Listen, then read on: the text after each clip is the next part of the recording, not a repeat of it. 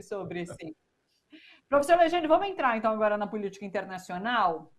Vamos falar. Na verdade, eu quero começar chamando uma entrevista, porque veja só.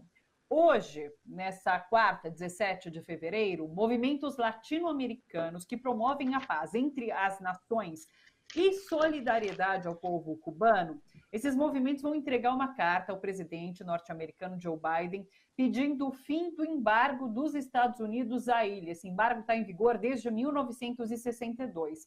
A gente vai acompanhar agora uma mensagem da Ivone Souza, que é a presidenta da Associação Cultural José Martí, na Bahia, e ela é coordenadora do Sebrapaz da Bahia, que é o Centro Brasileiro de Solidariedade aos Povos e Luta pela Paz. Vamos ouvir juntos, vamos acompanhar juntos a explicação dela sobre esse documento.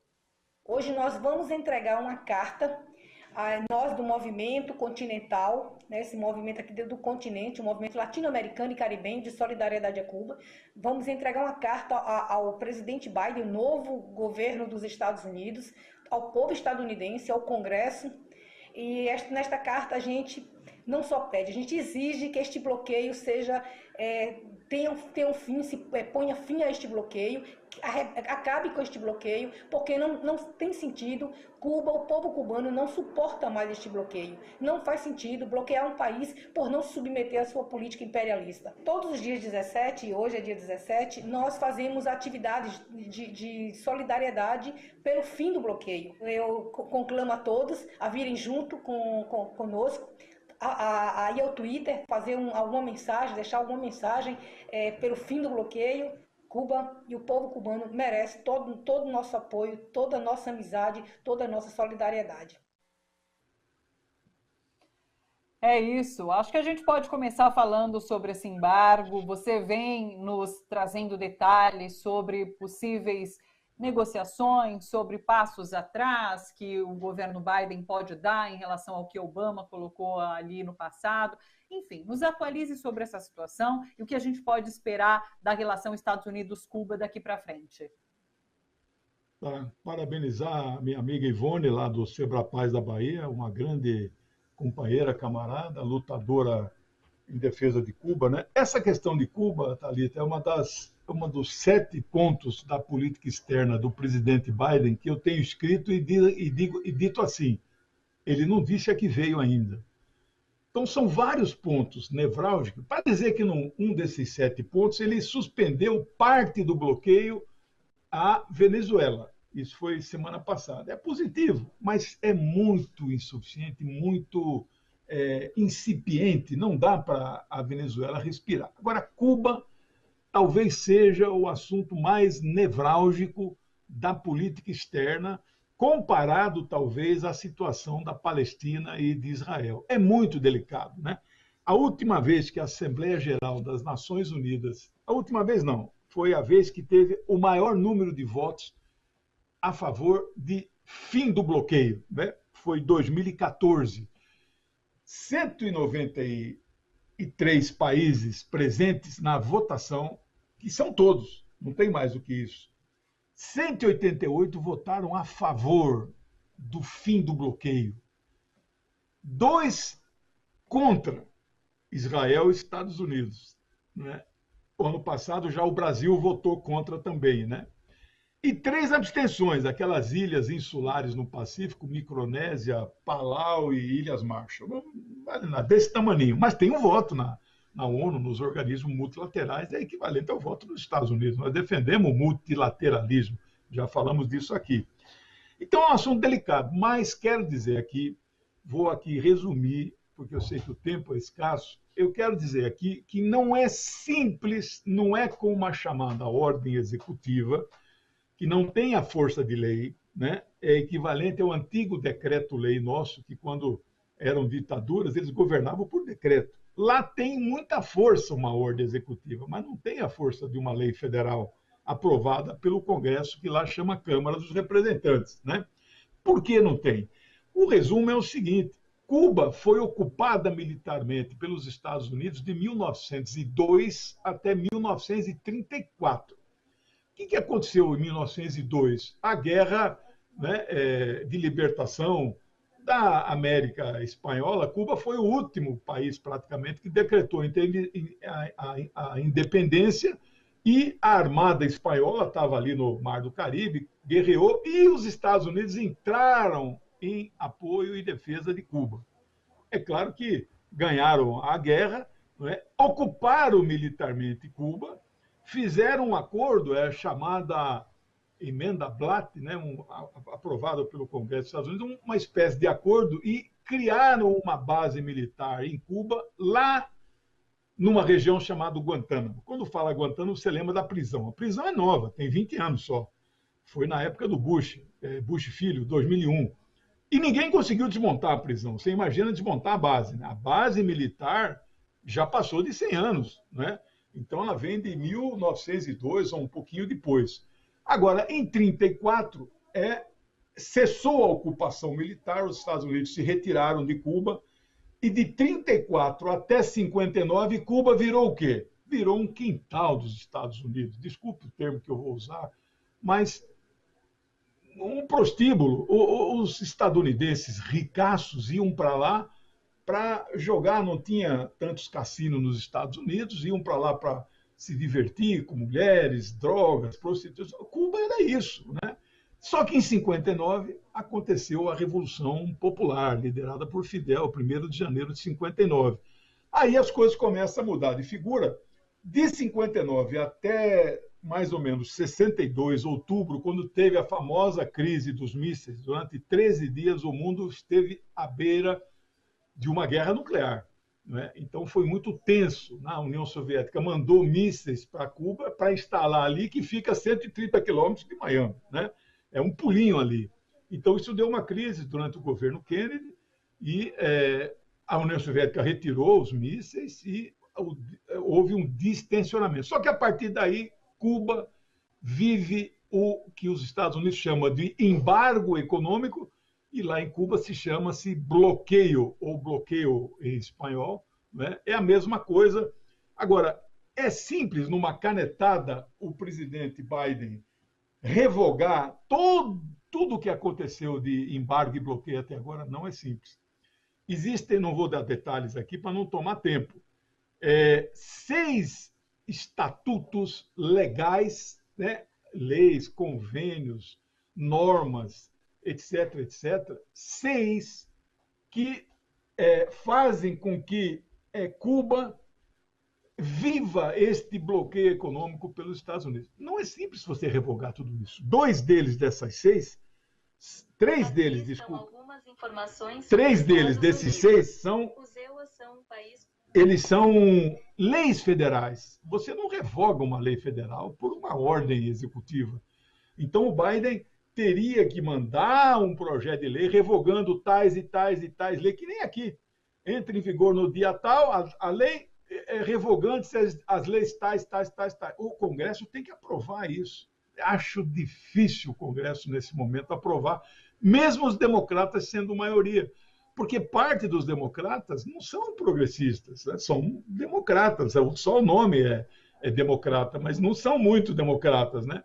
Então a situação é difícil. Agora, o que esse movimento que a Ivone anunciou, hoje no mundo inteiro, as embaixadas dos Estados Unidos estão recebendo esses documentos que vão ser endereçados ao Biden, né? Para que ele se sensibilize e suspenda pelo menos parte do bloqueio, né? E amanhã ele vai receber outro documento de personalidades intelectuais, professores e ONGs internacionais também pedindo bloqueio. Será que de hoje para amanhã ele vai anunciar alguma coisa? Não sei.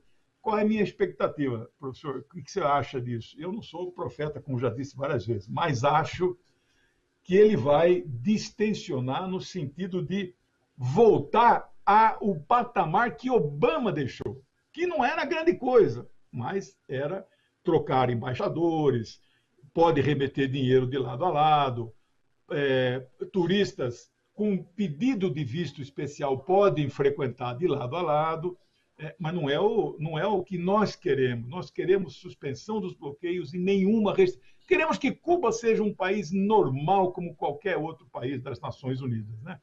Eu temo que Ele não fará isso por enquanto, mas acho que a tendência é voltar ao patamar em que Obama deixou. Vocês lembram que em 2016 ele teve na ilha, inaugurou a embaixada, teve com Raul Castro, né, apertou a mão, ficou hospedado no hotel que foi a sede do comando da Revolução em 59, né? Mas eu acho que se ele chegar a isso, já é muito melhor do que o Trump fez. O Trump foi foi em junho, ele tomou posse em janeiro de 17, em dia 16 de junho de 17, 6 meses depois, ele desfez tudo o que o Obama tinha feito. Só não fechou a embaixada, né? Mas quase não tem nenhum papel, porque elas não podem fazer nada. Então, estamos com muita expectativa, mundialmente falando, que será um grande sinal que ele manda para a comunidade internacional, falar, olha, eu não vou ser igual ao Trump, nem igual ao Obama, eu vou ser melhor. Até agora ele não disse ao que veio, né? Sim. Deixa eu só registrar aqui a Siri, que é essa inteligência artificial do celular, dando aula sobre Estados Unidos para o professor Legene durante a resposta, não foi? Ela estava falando não sei o que dos Estados Unidos aqui, querendo dar aula para você, professor. Me diz uma coisa. A gente tem muitos assuntos para conversar e pouco tempo. Então, vamos escolher um deles. Temos Oriente Médio, Iraque, China e Rússia. O que é mais importante da gente falar desse momento? Além do seu livro sobre Iraque, que a gente finaliza falando sobre isso. Meu livro não é mais importante que esses assuntos, mas se tiver 30 segundos eu agradeço. Olha, Claro. desses itens todos não vai dar para nós tratarmos hoje. Agora, como o Oriente Médio são 3 assuntos, e eu sou apaixonado pelo Oriente Médio e é a causa mais importante dos povos hoje, a Palestina, do meu ponto de vista. Se você quiser, eu posso falar aí sobre o que está acontecendo lá.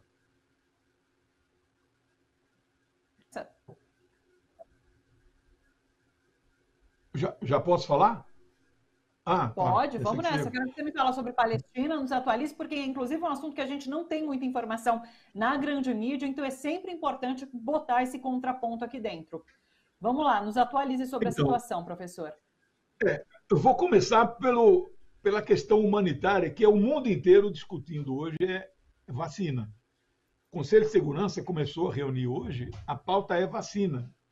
E o que eu escrevi alguns meses atrás, né, tem um amigo que me chama do Mago de Campinas, que tenho acertado muitas coisas que eu falo. Eu disse que o mundo não será vacinado e o Brasil não será vacinado.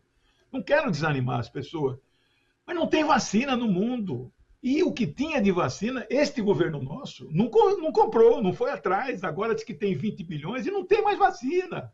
Só 2,6% dos brasileiros foram vacinados, né? Bom, mas o mundo... E os palestinos? Quem é que vacina os palestinos? Israel está nas estatísticas aí como o país número 1 que mais vacinou, está chegando a 70% da sua população. Eles se orgulham disso.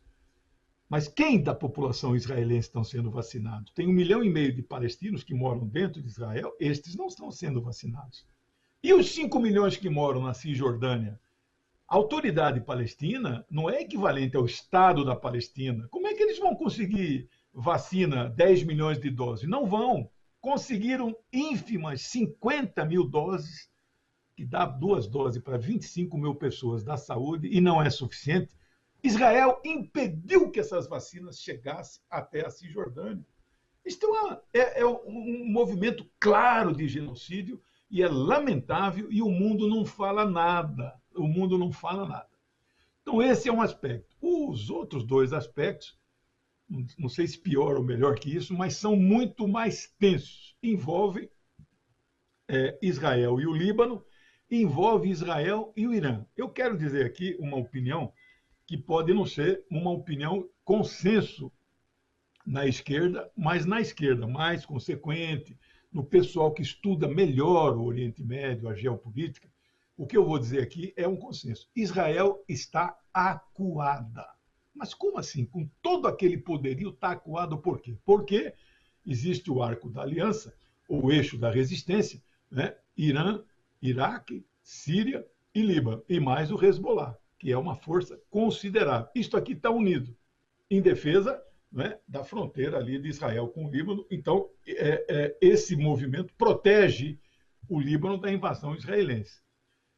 Duas coisas aconteceram nos últimos dias e a imprensa brasileira não divulga, e os seus ouvintes, Thalita, eles são sempre privilegiados, porque nós falamos com os nossos amigos lá, especialmente do Hezbollah em Beirute, e outras forças políticas no Oriente Médio. Israel está ameaçando os Estados Unidos, que os Estados Unidos não devem voltar ao acordo nuclear. De fato, este é um dos 7 pontos que o Biden não disse a que veio ainda. O que eu acho? Acho que ele vai voltar. Ele era vice quando Obama assinou o acordo. O acordo é bom. Enriqueceu o urânio a 3,96. Irã vai cumprir direitinho. Então a tendência é voltar. Mas Israel não quer que volte. Não só não quer que volte, como não quer que retire uma sanção ao Irã. O Irã tem 300 bilhões de dólares congelados, bloqueados pelos Estados Unidos nos bancos que eles controlam, por aquele mecanismo chamado SWIFT, né? Esse é dinheiro do povo iraniano, não é só do governo, é do povo. Será que vão desbloquear? Eu ouvi, mas isso não é uma coisa a se confirmar, que Biden poderia suspender este bloqueio desde que o Irã gastasse esse dinheiro em produtos dos Estados Unidos, né? É uma ajuda boa. Eles não podem roubar esse dinheiro, né? Os Estados Unidos, pelo menos, assim, descaradamente, né? Que nem o dinheiro da Venezuela lá depositado na Inglaterra, né? Guaidó tentou tomar para ele, mas não pode fazer uma coisa dessa, é dinheiro venezuelano. Então, pode ser que se ele fizer essa proposta, olha, eu suspendo o bloqueio, mas vocês gastam. O Irã precisa comprar muita coisa no exterior. Então, talvez isso pudesse ser um fator de distensionamento. Israel não aceita. Israel quer acabar com o Irã. Israel quer destruir todo o programa nuclear israelense, que é para fins pacíficos. Então, e Israel ameaçou de atacar o Irã se o Biden voltasse para o acordo. Isso aí é gravíssimo. Primeiro que um país ameaça o outro, né? Você fica pensando assim, olha, mas quem que manda em quem, né? Então, pelo jeito, é Israel que manda nos Estados Unidos, né? Bom, mas digamos assim que eles ataquem o Irã. Além de ser tecnicamente muito difícil, porque eles têm que sobrevoar 2 países que não dão espaço aéreo para Israel, que é Síria e Iraque, portanto, eles têm que dar uma volta muito grande pelo Mediterrâneo e não têm autonomia para voltar, e não há base para ele reabastecer. Mas supondo que eles façam isso, vai dar um incêndio no Oriente Médio se atacar o Irã, né? Não é porque só o xiita que vai protestar, o mundo inteiro vai protestar. Eu vou na rua protestar, quer dizer, na rua eu não vou por causa da pandemia, mas nós vamos fazer um barulho por aí contra isso.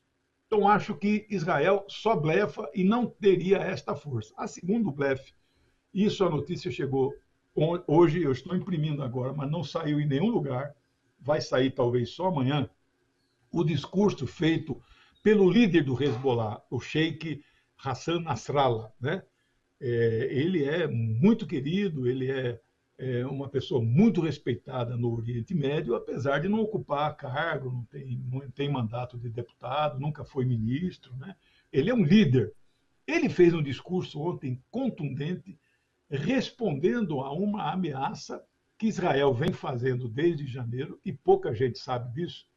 Israel está dizendo que vai atacar aldeias, pequenas cidades libanesas, onde só tem civis, não tem guarnições do exército, não tem ninguém do Hezbollah. Mas por que Israel atacaria esses lugares? Israel diz que nessas cidades, aparentemente sem nenhum envolvimento militar, ali estão enterrados, escondidos, os mísseis que o Hezbollah tem, todos apontados para Israel.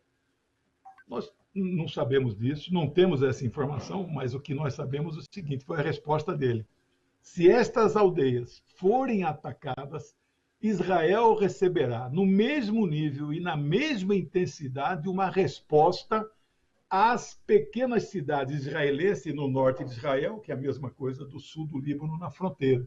E, aonde mais? Nos chamados assentamentos de judeus dentro das Cisjordânias, onde moram geralmente 1.000, 1.500 pessoas, os ataques. Isto pode também incendiar o Oriente Médio.